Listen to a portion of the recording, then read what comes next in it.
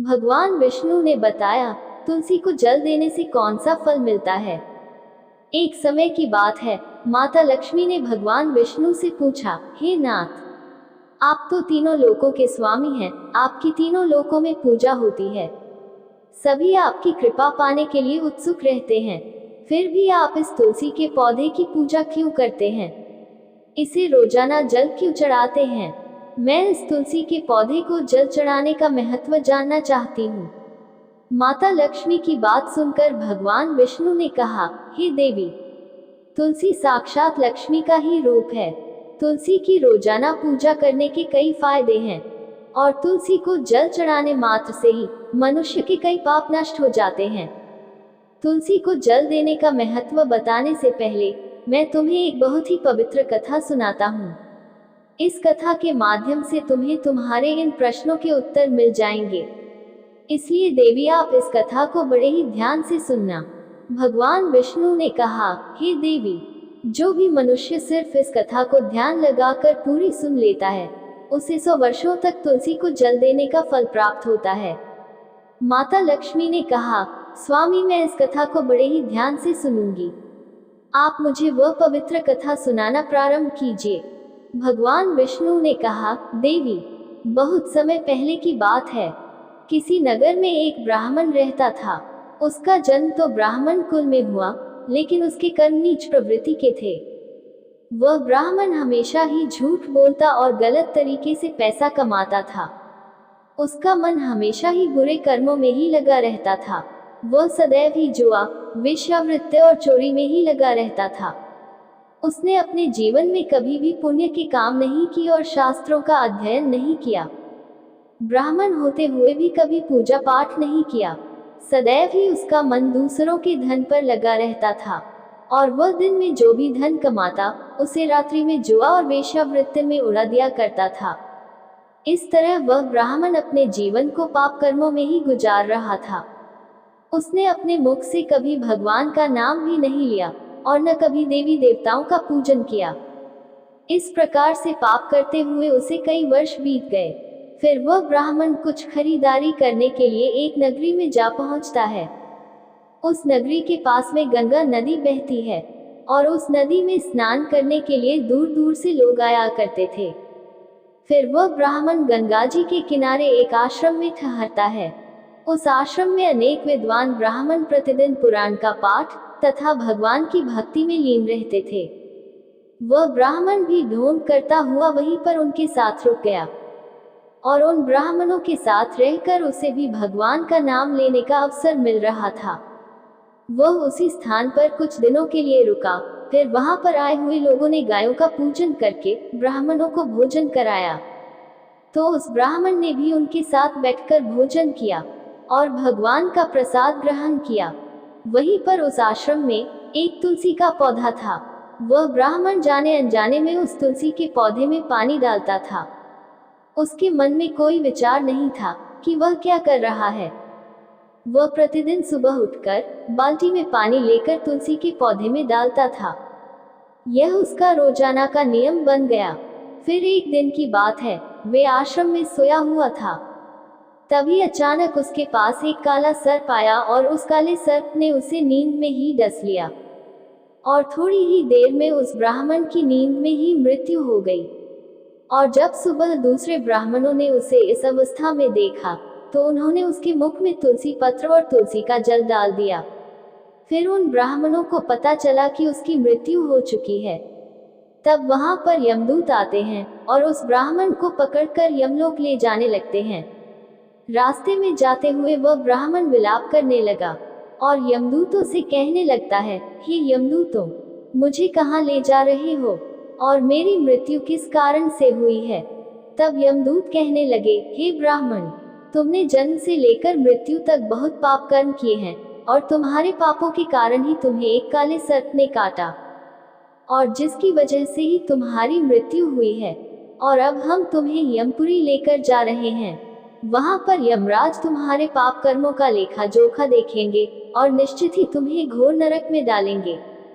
फिर से वह ब्राह्मण फूट फूट कर रोने लगा और उन यमदूतों से माफी मांगने लगा।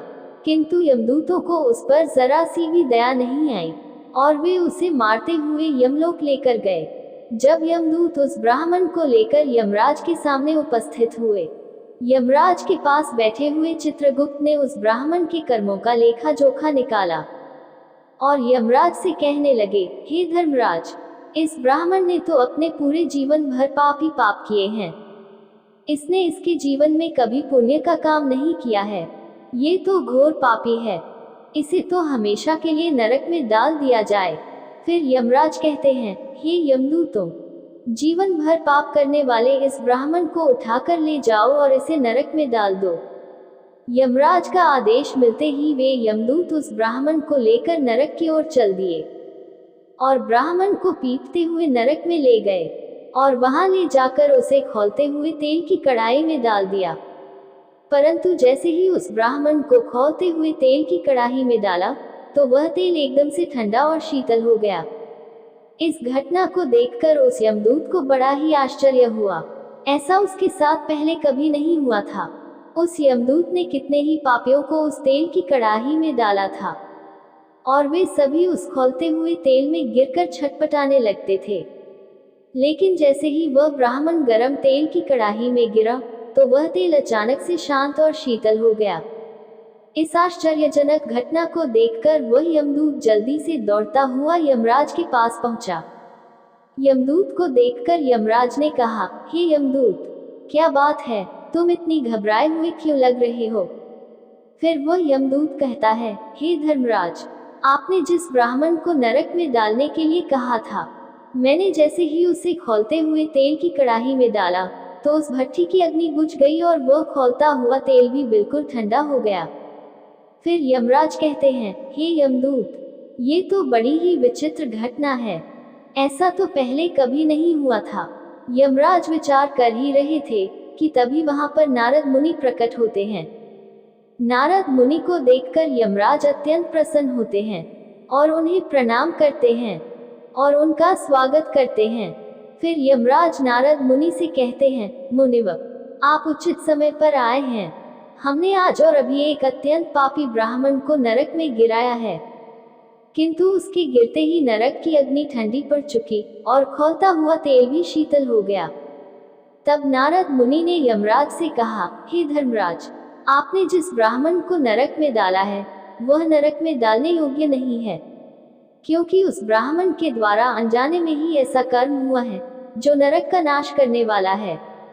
जो मनुष्य पुण्य कर्म करने वाले लोगों की संगति करता है उसे उनके पुण्यों का भाग जरूर मिलता है, और यह ब्राह्मण तो कई दिनों तक भगवान के भक्तों के साथ रहा है।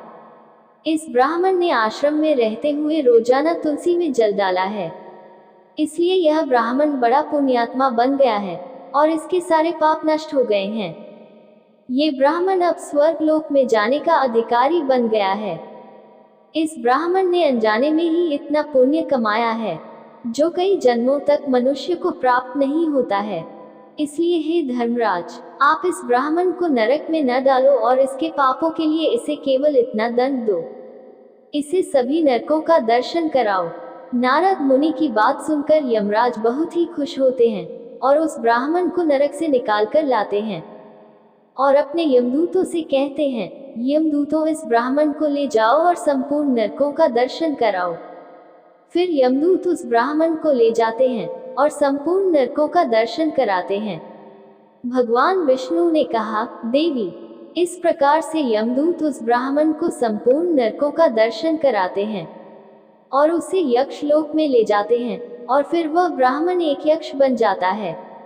भगवान विष्णु कहते हैं, हे देवी, वनस्पति नाम तुलसी, मास नाम कार्तिक, तिथि नाम एकादशी। देवी, वनस्पतियों में मुझे तुलसी प्रिय है, मास में कार्तिक मास और तिथि में एकादशी प्रिय है। इसलिए जो मनुष्य रोजाना तुलसी की पूजा पाठ करता है और तुलसी को जल देता है वह मनुष्य मुझे सबसे अधिक प्रिय है। उस मनुष्य की कभी भी दुर्गति नहीं होती है और वह मनुष्य कभी नरक में नहीं गिरता है। जिन घरों में तुलसी का पौधा सदैव ही हरा भरा रहता है उस घर में सुख शांति और समृद्धि बनी रहती है। भगवान विष्णु कहते हैं, देवी, मेरी पूजा में और मुझे चढ़ाए जाने वाले भोग में तुलसी के पत्र अवश्य होनी चाहिए, क्योंकि तुलसी पत्र के बिना मैं किसी भी प्रकार का भोग स्वीकार नहीं करता हूँ। इसलिए प्रत्येक घर में तुलसी का पौधा अवश्य होना चाहिए। अगर आपके घर में तुलसी का पौधा है तो सुख शांति और समृद्धि के लिए तुलसी को चुनरी ओढ़नी अवश्य चढ़ानी चाहिए। और हमेशा ध्यान रखें कि तुलसी का पौधा चुनरी के बिना अधूरा होता है। तुलसी केवल एक पौधा ही नहीं है, बल्कि वह एक देवी है, मेरी अर्थात विष्णु की पत्नी है। इसलिए तुलसी को चुनरी अवश्य ही चढ़ानी चाहिए। इससे पति पत्नी में प्रेम और विश्वास बढ़ता है। पति पत्नी का दाम्पत्य जीवन खुशहाल बना रहता है। घर में रहने वाली महिला सदा सुहागिन और सौभाग्यशाली रहती है। तुलसी का विवाह भी अवश्य कराना चाहिए। इससे मनुष्य के सभी दुखों का अंत होता है और सांसारिक जीवन सुख में बीतता है। भगवान विष्णु कहते हैं, देवी, तुलसी के पौधे के पास अपने मुख से अपशब्द नहीं बोलने चाहिए। तुलसी के नजदीक भूल से भी जूते चप्पल अथवा झाड़ू पोंछा नहीं रखना चाहिए, इसे पाप माना गया है। तुलसी के पौधे के पास जल से भरा हुआ बर्तन भी नहीं रखना चाहिए।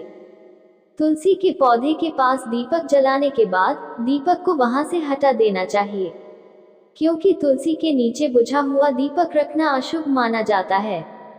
जिस स्थान पर भी तुलसी का पौधा होता है उस स्थान को हमेशा ही साफ स्वच्छ रखना चाहिए। इसलिए नियमित रूप से तुलसी के पौधे के पास साफ सफाई का ध्यान रखना चाहिए।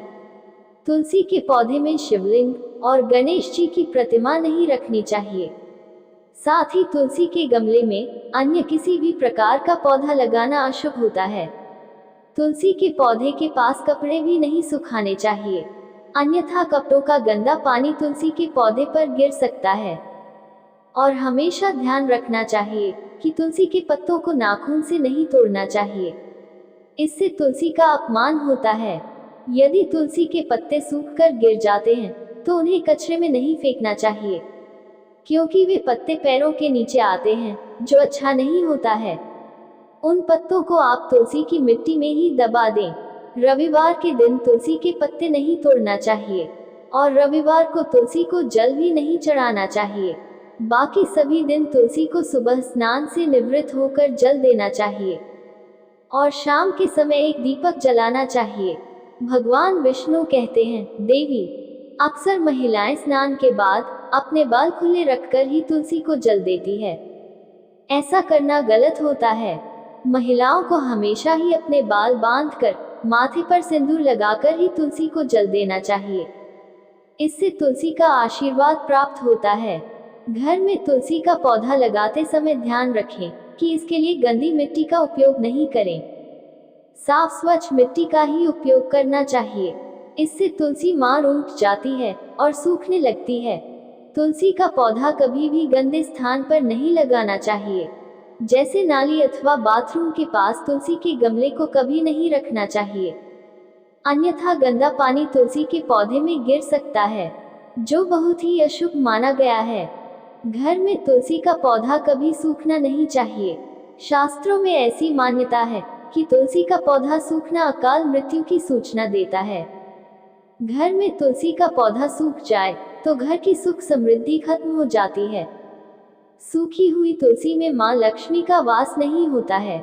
भगवान विष्णु कहते हैं, शास्त्रों के अनुसार मासिक धर्म के दौरान महिलाओं को तुलसी के पौधे में पानी नहीं डालना चाहिए और तुलसी को स्पर्श करना भी वर्जित है। तुलसी को बिना स्नान किए जल नहीं देना चाहिए और पैरों में चप्पल आदि पहनकर भी तुलसी को जल नहीं देना चाहिए। तुलसी को जल देते समय ध्यान रखें कि वह जल आपके पैरों पर न पड़े, इससे तुलसी का अपमान होता है। भगवान विष्णु कहते हैं, नित्य तुलसी के दर्शन से मनुष्य को स्वर्ग की प्राप्ति होती है और तुलसी पत्र के सेवन से उसके सभी पाप नष्ट हो जाते हैं। तुलसी का पौधा हमेशा घर के सामने लगाना चाहिए, इससे पूर्व अथवा उत्तर दिशा में लगाना सबसे अधिक शुभ होता है। तुलसी के पास मरुस्थलीय पौधे रखना बहुत ही अशुभ माना जाता है। ऐसे पौधों से नकारात्मक ऊर्जा निकलती है। शास्त्रों में कहा गया है, जिन पौधों से हरी भरी कलियों की उत्पत्ति न हो उसके स्थान पर कांटे निकालते हो, तो ऐसे पौधे को तुलसी के पास कभी भी नहीं रखना चाहिए। शास्त्रों में केले के पौधे का विशेष महत्व बताया गया है। अगर तुलसी के पास केले का पौधा लगा देते हैं तो कई गुना अधिक लाभ प्राप्त होते हैं। केले के पौधे में मेरा वास होता है, इसे तुलसी के पास लगाने से घर में सुख समृद्धि आती है। तुलसी के पौधे में शालिग्राम भी अवश्य रखना चाहिए। तुलसी के गमले में शालिग्राम रखने से तुलसी का और भी अधिक शुभ प्रभाव आपको देखने को मिलेगा। शालिग्राम मेरा ही निराकार रूप है। ये काले रंग का पत्थर होता है, जिसे विलक्षण और मूल्यवान माना गया है। इसे अगर तुलसी के गमले में रखेंगे तो आपके घर से संपूर्ण नकारात्मक ऊर्जा नष्ट हो जाएगी। घर में केवल एक ही शालिग्राम की पूजा करनी चाहिए। भगवान विष्णु कहते, देवी, मेरी मूर्ति से कई ज्यादा उत्तम होता है शालिग्राम की पूजा करना। शालिग्राम को चंदन लगाकर उस पर एक तुलसी पत्र रखना चाहिए। प्रतिदिन शालिग्राम को पंचामृत से स्नान कराना चाहिए। ऐसा करने से मनुष्य के सभी जन्मों के पाप नष्ट होते हैं। शालिग्राम सकारात्मक और सात्विकता का प्रतीक होता है। इस प्रकार भगवान विष्णु ने माता लक्ष्मी को तुलसी के पौधे को जल देने का महत्व बताया और घर में तुलसी का पौधा लगाने के सभी नियम बताए।